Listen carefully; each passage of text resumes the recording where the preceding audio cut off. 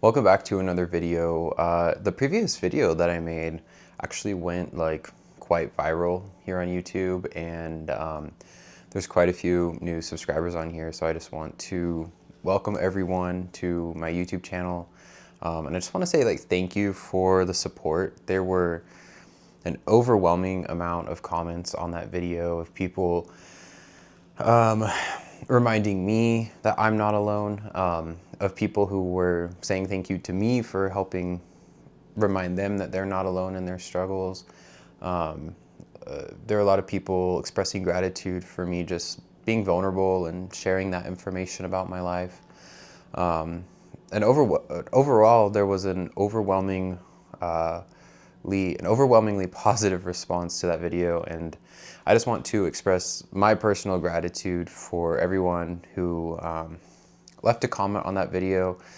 I very clearly don't have the power to go through and respond to every single comment on there, but I did try to read most of them, and I just want to say thank you. So in this video today, I want to kind of talk about 5 common myths that I constantly hear about autism, and the correction to these myths. That I wish more people understood. And just like in the previous video, this is actually based off of an infographic that I created for Instagram. And I shared this, I think this was actually it was on the second day of April to kind of start off Autism Awareness or Autism Acceptance Month.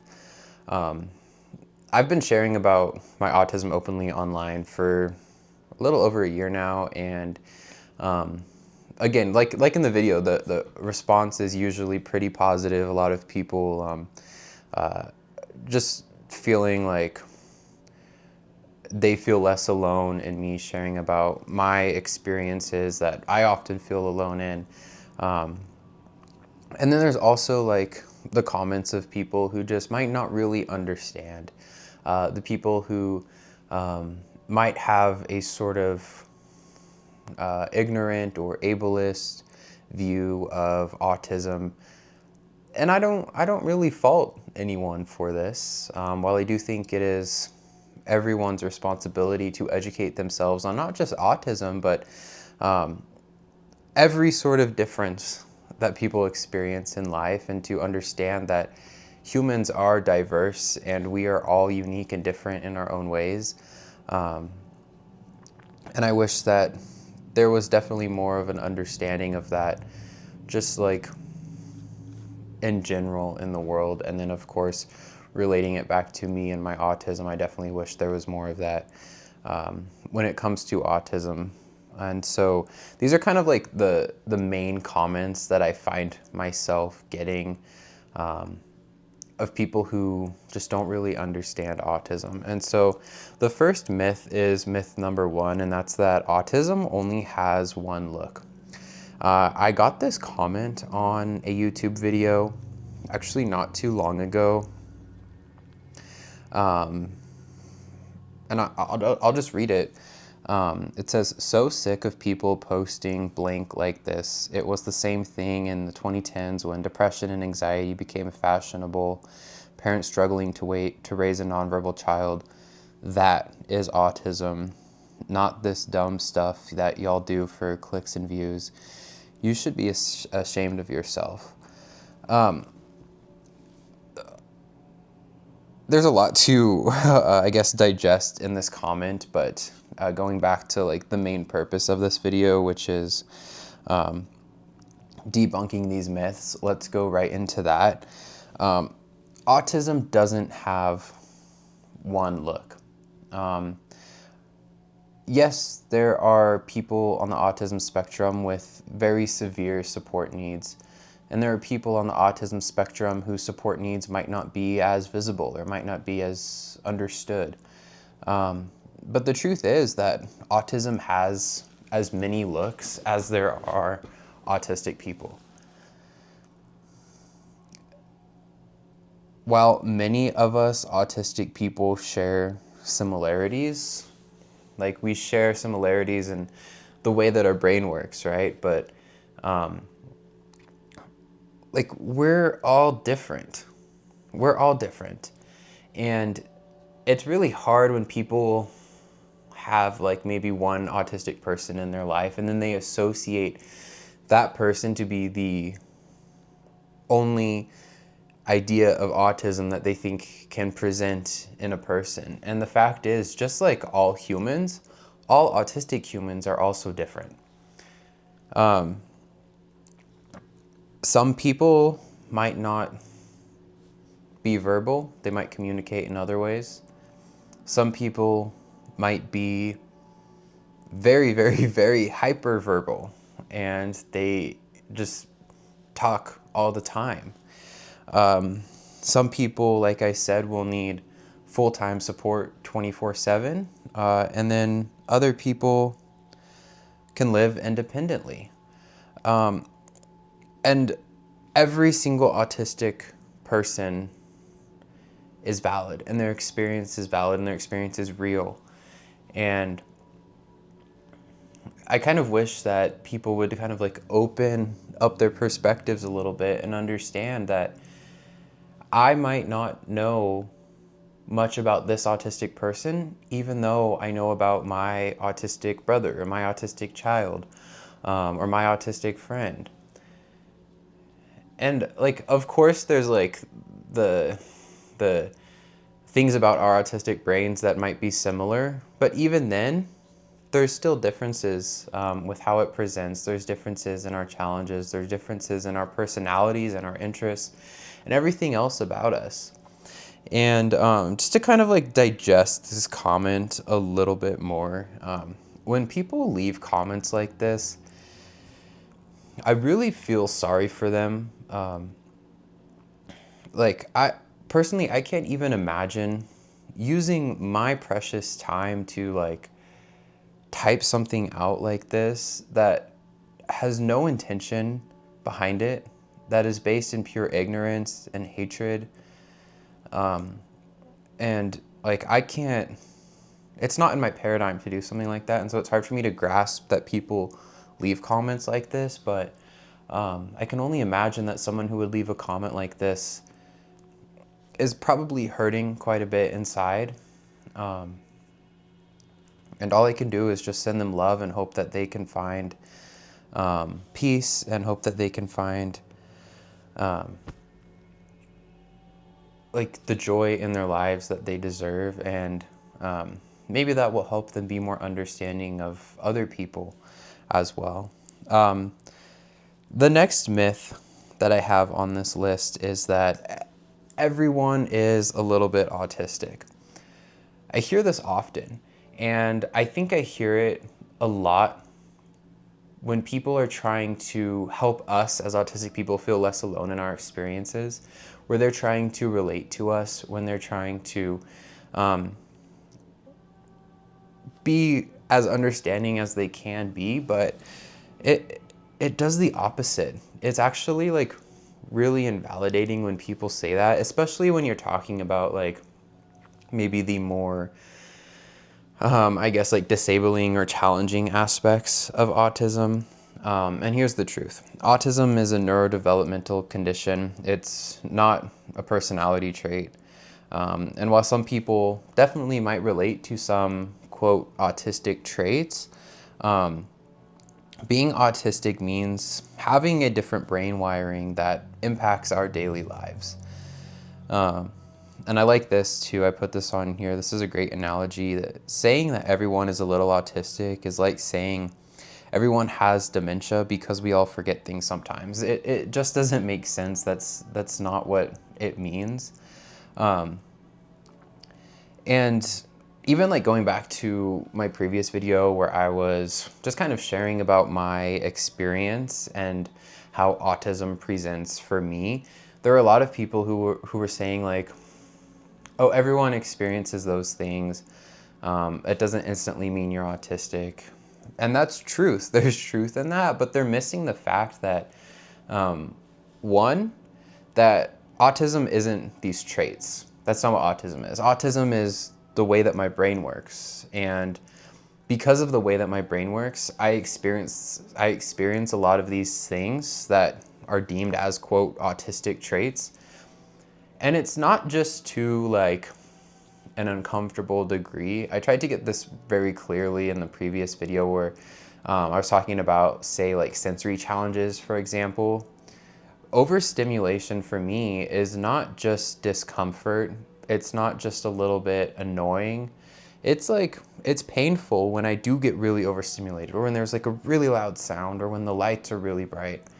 And there often aren't very good words, and there's not very good language to fully articulate our artistic experience. And so we have to kind of resort back to those everyday words that everyone uses to describe their human experience. But no, not everyone is a little autistic. And even if you experience, say, sensory overload, that also doesn't make you an autistic person. There's a lot more to autism than just a few traits that someone might be able to relate to. And like I said, I can definitely see why people would say things like this to try to be relatable and to try to help us feel understood. But at the end of the day, it honestly does kind of the opposite, because it is different and it's hard to articulate what those differences are. But yeah, autism is the way that our brains are, and it's not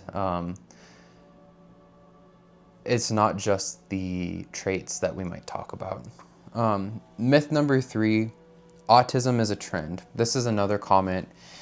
It says, everyone and their mom is autistic these days.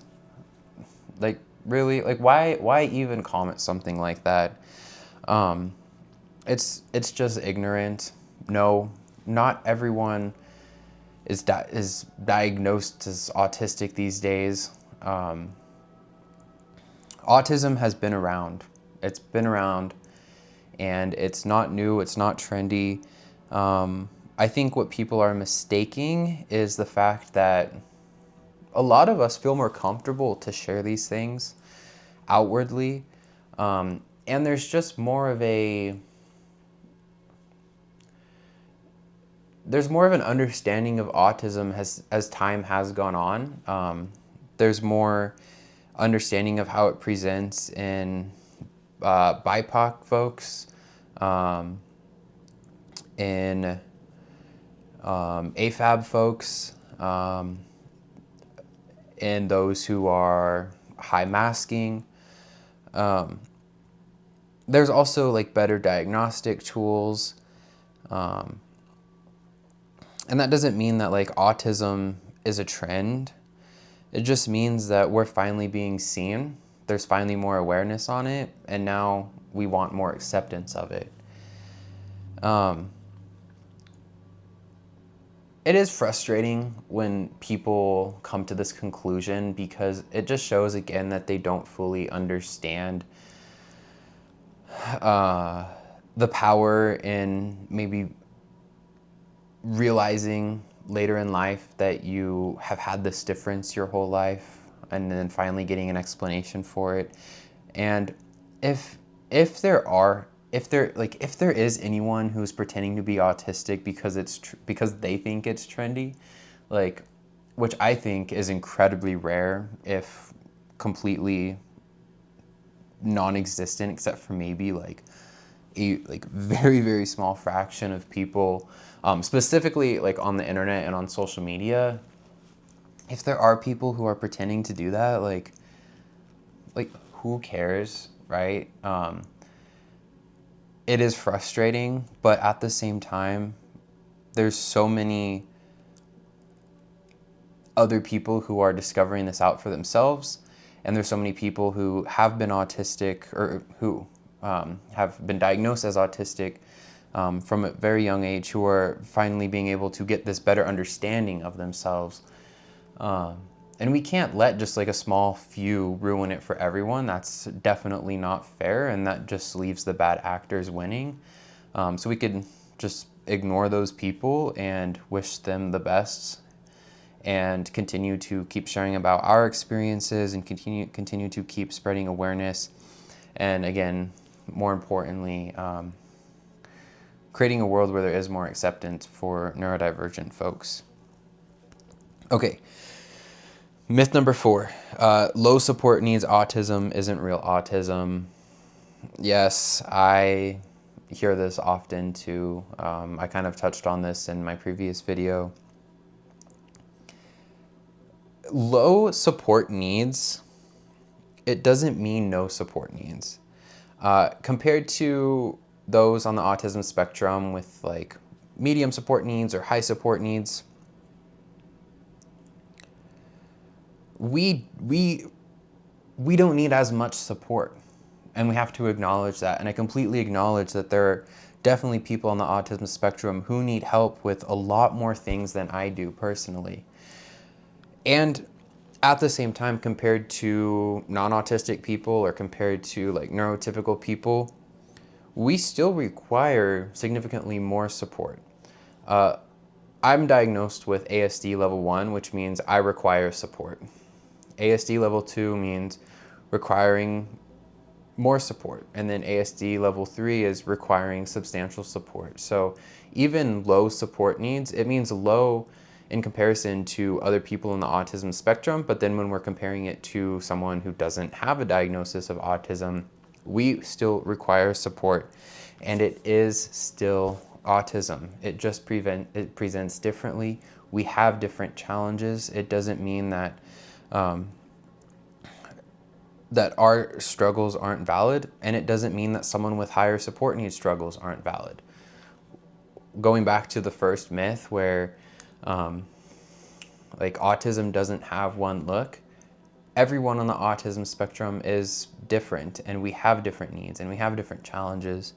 And it's really important that more people understand that when talking about like lower support needs autistic folks, a lot of these challenges aren't very visible on the outside.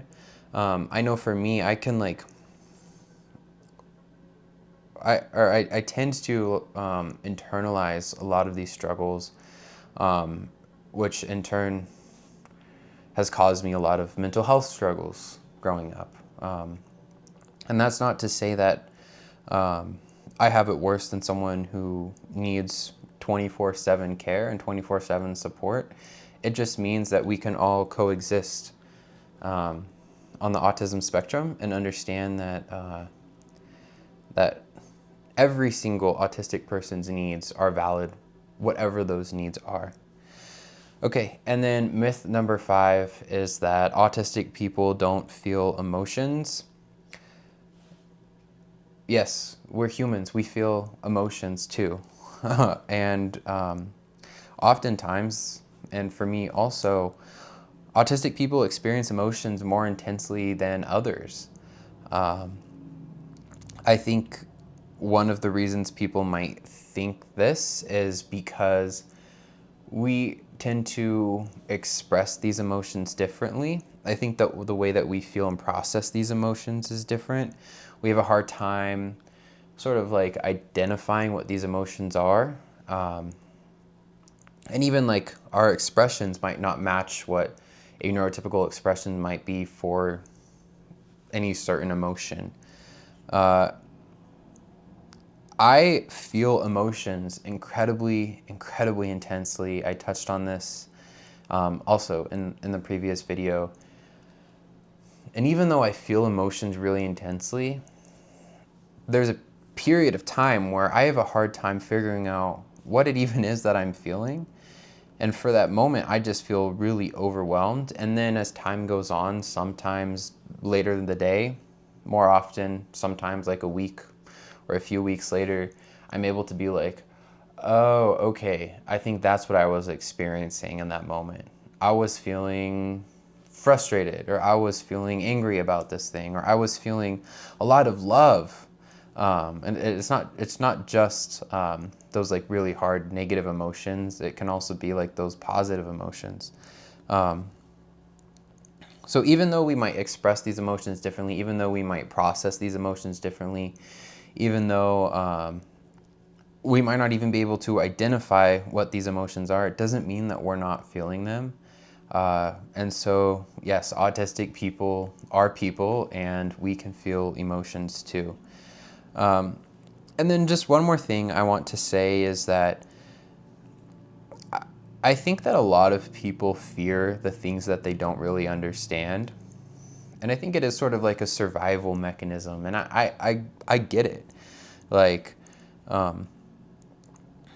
it's hard to not understand something, but I think there is a responsibility that comes with being a mature human being and taking the time to try to educate ourselves on those things that we might not fully understand. In this case, on autism, on neurodiversity, and at least like making an effort to understand. I don't expect any neurotypical person to fully understand what it's like to be neurodivergent. I think that it's impossible to understand fully 100%. However, I think that there needs to be an effort, more of an effort for people to at least like seek to understand. And I think that's the important piece, is just seeking to understand and realizing that just because you might not fully understand something, it doesn't mean that it's bad. It doesn't mean that it's a threat. It's okay. It's okay if it's different. It's okay if it's different than what you know.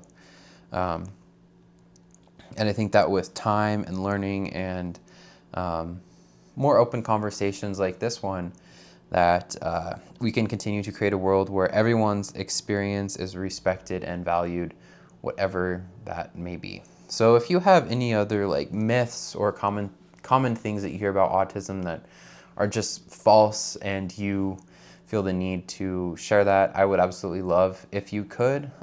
Just let me know in the comments below.